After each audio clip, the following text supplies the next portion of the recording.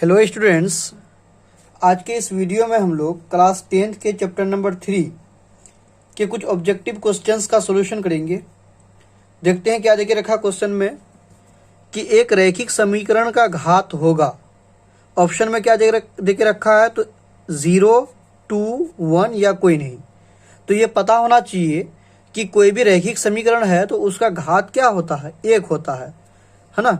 रैखिक समीकरण का घात 1 होगा, द्विघात समीकरण का घात 2 होगा, त्रिघात समीकरण का घात 3 होगा। इस टाइप से है ना।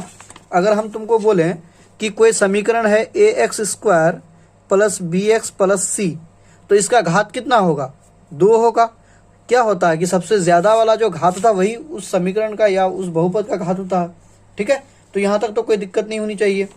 क्वेश्चन नंबर 2 देखो, युग्म समीकरण 2x प्लस 3y बराबर 5 और 4x प्लस 6y बराबर 9 है, निकाय है। तो इसके लिए आपको क्या पढ़ना पड़ेगा, इसके लिए आपको ये ध्यान में देना पड़ेगा कि अगर कोई दो समीकरण रहे, मान लिए a1x plus b1y plus c1 बराबर 0 और a2x plus b2y plus c2 बराबर 0, तो इस समीकरण में हम लोग क्या निकालेंगे, पहले अनुपात निकालेंगे, यानी a1 बट्टे a2। इसको ध्यान से समझो, इससे बहुत सारा क्वेश्चन हल होता है ना। a1 बाई a2 अगर ये बराबर नहीं हो b1 बाई b2 के, तो उसका जो ग्राफीय निरूपण होगा वो प्रतिच्छेद करती हुई रेखाएं होगी और उसका केवल एक हल होगा। समझ में आया, केवल एक हल होगा जब प्रतिच्छेद करेगा। अगर मान लो दो रेखाएं आपस में प्रतिच्छेद करती हैं तो उसका अगर इस टाइप से, तो उसका हल कितना होगा, एक ही होगा। ठीक है, अब वहीं पर अगर क्या देके रखा है कि a1 बाई a2 बराबर हो b1 बाई b2 और ये फिर बराबर हो c1 बाई c2, मतलब तीनों अनुपात आपस में बराबर हो, तो रेखाएं क्या होगी, समपाती रेखाएं होगी। समपाती माने क्या हो गया कि एक ही रेखा पर दूसरा रेखा चढ़ेगा। समझ में आया, इसी पर। तो ये समपाती रेखा, जब कोई रेखाएं समपाती होता है तो उसका हल क्या होगा, तो अपरिमित रूप से अनेक हल होगा। ध्यान रखना, इसी पर और भी क्वेश्चन आएगा।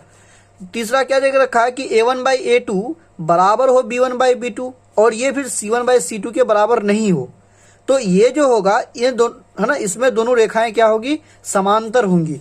मान लो ये दो रेखाएं हैं, तो ये अगर पहला रेखा इस तरह से गया तो दूसरा रेखा भी इसी टाइप से जाएगा। और जब दो रेखाएं आपस में समांतर होती है तो बताओ इसका हल क्या होना चाहिए, तो कहीं पर कटेगा नहीं। जब कटा नहीं तो इसका कोई हल नहीं होगा। सुन में आया, इसका कोई हल नहीं होगा। और जब किसी का कोई हल नहीं होता है तो उसी को हम लोग क्या बोलते हैं कि संगत। ठीक है, समझ में आया। तो यहाँ पर क्या हो जाएगा, असंगत, सॉरी क्या होगा, असंगत हो जाएगा। समझ में आया। तो ऑप्शन कैसे इसको चेक करेंगे, तो पहला इक्वेशन देके रखा 2x प्लस 3y बराबर 5 और दूसरा 4x प्लस 6y बराबर 9, है ना। अब इसमें हम लोग क्या करेंगे, 2/4 निकालो, काटो 1/2 आएगा। फिर इसको निकालो तो 3/6 यानी b1 बाई b2, तो 1/2 इसमें भी आ गया। और ये 5/9 यानी a1 बाई a2 बराबर हो गया b1 बाई b2 के और c1 बाई c2 के बराबर नहीं हुआ। जब नहीं हुआ तो इसमें क्या होगा, समांतर होगी रेखाएं, और जब समांतर होगी रेखाएं तो उसी को हम लोग क्या बोलेंगे कि वो रेखाएं संगत होंगी। समझ में आया। तो क्या हो जाएगा, इसका जो रेखाएं होगा वो संगत हो जाएगा या असंगत, यानी ऑप्शन नंबर ए सही हो जाएगा। ठीक है, तीसरा क्वेश्चन देखो, के किस मान के लिए समीकरण x प्लस 2y बराबर 7 तथा 2x प्लस ky बराबर 14 संपाती होगा। तो संपाती के लिए क्या देखे कि संपाती के लिए अभी पढ़े कि a1 बाई a2 ये बराबर होना चाहिए b1 बाई b2 और ये बराबर होना चाहिए c1 बाई c2, यानी तीनों आपस में क्या होगा, बराबर होगा। अब तुमको क्या क्वेश्चन में देके रखा है, एक इक्वेशन देके रखा है 2x plus x plus 2y बराबर 7 और दूसरा क्या देके रखा है 2x प्लस ky बराबर 14, है ना। तो चाहिए k का वैल्यू, तो यहाँ से हम लोग क्या कर लेंगे, a1 बाई a2 बराबर इसको पुट करेंगे, यानी यहाँ पर 1 छुपा हुआ है तो 1/2 और ये बराबर क्या हो जाएगा b1 बाई b2 यानी 2/k के। समझ में आया। अब यहाँ से क्रॉस मल्टीप्लाई करो, ये इसके साथ गुना, ये इसके साथ गुना, तो k इंटू 1 क्या हो जाएगा k और 2 इंटू 2 4। समझ में आ रहा ना। ये राइटिंग पर मत जाओ, यहाँ पर सिर्फ समझो। तो कौन सा ऑप्शन सही होगा, ऑप्शन नंबर सी सही हो जाएगा, इसका आंसर 4 हो जाएगा। समझ में आया। क्वेश्चन नंबर 4 देखो, क्या देके रखा है कि बहुपद 4x² माइनस 4x प्लस 1 के मूलों का गुणनफल। तो कल हम बताए थे पिछले वीडियो में चैप्टर नंबर 2 में कि मूल अगर का गुणनफल यानी अल्फा इंटू बीटा, और इसका फॉर्मूला क्या होता है सी बाई ए, ये ना होता है। तो सी बाई ए यहाँ पर देख लो, सी के जगह में 1 और ए के जगह में 4, तो 1/4 आंसर हो जाएगा। 1/4 कौन सा ऑप्शन है, ऑप्शन नंबर सी। ठीक है। क्वेश्चन नंबर 5 देखो, दो रैखिक समीकरण के आलेख प्रतिच्छेदी रेखाएं हैं, तब रैखिक समीकरण का समीकरण युग्म का क्या होगा जब रेखाएं प्रतिच्छेदी होगा। प्रतिच्छेदी देखो यहाँ पर अभी पढ़े हम लोग ये वाला, तो उसका क्या होगा बीजगणितीय निरूपण, उसका कोई हल नहीं होगा, है ना, केवल एक हल होगा। समझ में आया। अब यहाँ पर देखो केवल एक हल, युग्म का केवल एक हल होगा। ठीक है। क्वेश्चन नंबर 6 देखो, समझ में आ रहा है ना, अगर नहीं आता तो पूछ लिया करो। दो रैखिक समीकरणों के आलेख समांतर हैं, और समांतर के लिए क्या पढ़े कि a1/a2 बराबर b1/b2 और बराबर नहीं होगा c1/c2, तब रैखिक समीकरण का युग्म है। और जब समांतर होगा तो उसका क्या होगा, अभी पढ़े कि उसका कोई हल नहीं है। पढ़े ना अभी, जब रैखिक समांतर रेखाएं हैं तो उसका कोई भी हल नहीं है। ठीक है। संपाती होगा तो अपरिमित रूप से अनेक हल, और प्रतिच्छेदी करती हुई रेखाएं होगा तो केवल एक हल होगा। ठीक है। अब क्वेश्चन नंबर 7 देखो कि a1/a2 बराबर b1/b2 बराबर नहीं है c1/c2, तो इसमें से कौन सा होगा। देखो लास्ट वाला जब बराबर नहीं है तो रेखाएं समांतर होगी, और जब रेखाएं समांतर होंगी तो उसका कोई भी हल नहीं होगा, तो कोई हल नहीं। ठीक है, कोई दिक्कत तो नहीं। क्वेश्चन नंबर 8 देखो, a का मान जिसके लिए समीकरण इतना एक शून्यतर हल है। ठीक है, तो शून्यतर हल माने क्या हो गया, तो क्या क्या समीकरण देके रखा है, तो ax प्लस 10y बराबर 0, और दूसरा क्या देके रखा है 2x प्लस 5y बराबर 0, है ना। तो इसका शून्यतर हल कैसे होगा, तो a/2 ये बराबर क्या हो जाएगा 10/5 के, और यहाँ से अगर निकालते हो तो 5 दूनी 10, यानी a बराबर कितना हो जाएगा 2 गुना 2 4, क्रॉस मल्टीप्लाई हो जाएगा, 4 आंसर हो जाएगा। तो 4 आंसर कौन सा ऑप्शन में है, ऑप्शन नंबर ए में, यानी ये सही हो गया। ठीक है। 9 नंबर क्वेश्चन में क्या देके रखा कि a का मान जिसके लिए समीकरण निकाय इतना का अद्वितीय हल होगा। अद्वितीय हल माने केवल एक हल होगा। तो केवल एक हल कब होता है, जब a1/a2 केवल एक हल कब होता है, यहाँ पर बताते हैं, जब a1/a2 ये बराबर नहीं हो b1/b2 के। समझ में आया। अब a1/a2 यानी तुम्हारा क्या हो गया a/6, ये ना हुआ a/6 ये बराबर नहीं होना चाहिए किसके, तो -1/2 के, है ना। अब यहां से अगर तुम निकालो तो क्या होना चाहिए, तो ये 6 अगर उधर जाएगा यही होगा a/6 ये बराबर नहीं होगा -1/-2 यानी 1/2 के। तो a किसके ये बराबर नहीं होना चाहिए। अब यहाँ पर 1/2 कब आएगा, जब तुम 3 से भाग लगाओगे, है ना। तो ये 3 के बराबर नहीं होना चाहिए। समझ में आया कि नहीं। अगर 3 हो जाएगा तो फिर नहीं होगा। ठीक है।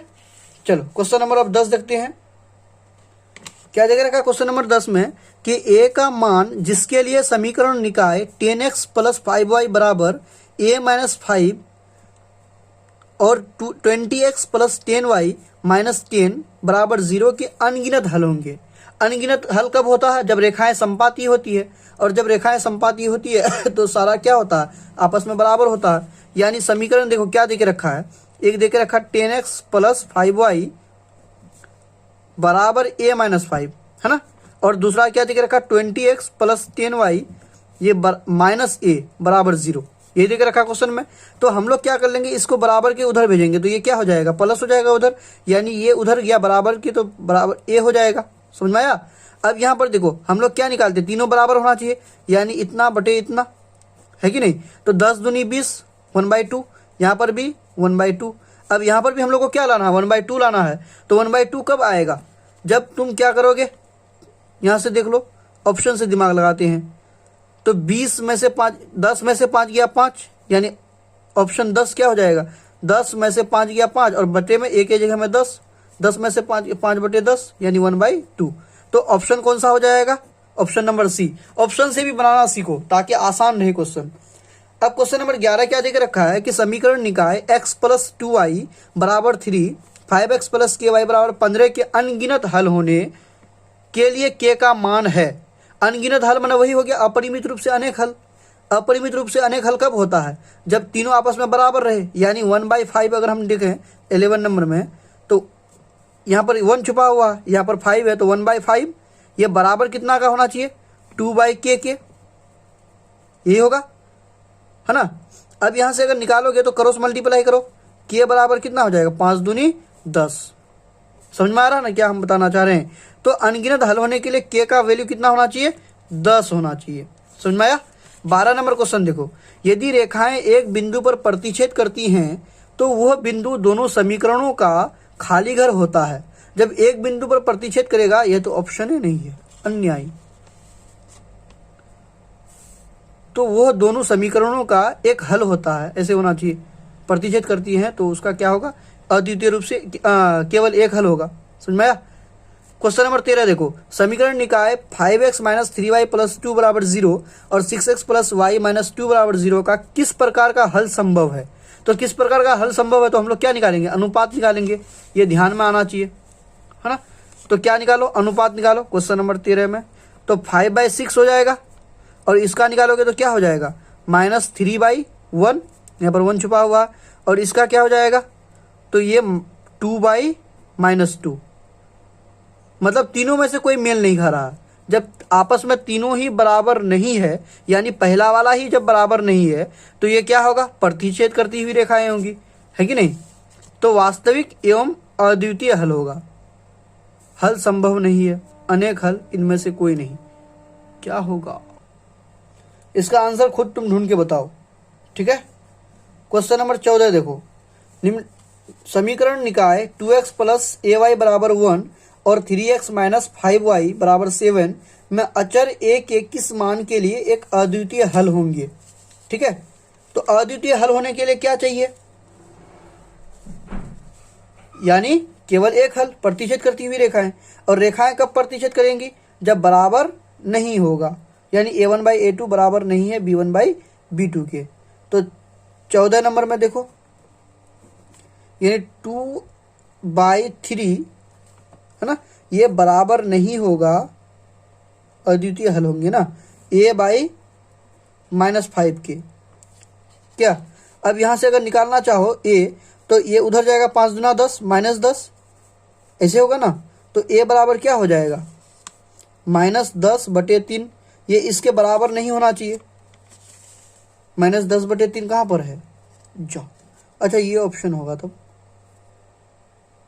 5 दूना 10, a/-5, हाँ, -10/3। तो ये ऑप्शन को सही कर देना। क्वेश्चन नंबर 15 देखो, समीकरण निकाय a1x + b1y + c1 = 0 और a2x + b2y + c2 = 0 का अद्वितीय हल होगा जब। तो अद्वितीय हल कब होगा? जब a1/a2 बराबर नहीं होगा b1/b2 के। अभी देखे, है कि नहीं? समझ में आया ना। क्वेश्चन नंबर 16 देखो, समीकरण x + 2y = 9 में यदि x = 5 हो तो y का मान क्या होगा? तो इसके जगह में अगर 5 बैठाओगे तो 5 + 2y = 9, है ना। और यह 5 इधर आया तो माइनस हो जाएगा, यानी 2y बराबर क्या हो जाएगा? 9 में 5 गया 4, इधर आएगा तो माइनस होगा ना। अब यहाँ से y निकालोगे तो ये इधर भाग हो जाएगा, यानी 4/2, 2 दूना 4, तो 2 आंसर हो जाएगा। इतना तक तो आना चाहिए, मैट्रिक का बच्चा हो। क्वेश्चन नंबर 17 देखो, जब दो चर वाले समीकरण का आलेख संपाती होता है, क्या होता है? संपाती होता है, तब अनेक हल होंगे, तब उनके हल होंगे। जब संपाती होगा तो क्या हल होगा? तो अपरिमित रूप से अनेक हल, बताए तो अनगिनत हल। अपरिमित रूप से अनेक हल माने अनगिनत हल। ठीक है, यहीं तक समाप्त करते हैं इस चैप्टर को। अगर आपको समझ में आता है तो लाइक कीजिए, शेयर कीजिए, दोस्तों के को भी बताइए, ठीक है, जो कि आपके लिए बहुत हेल्पफुल रहेगा ये वीडियो।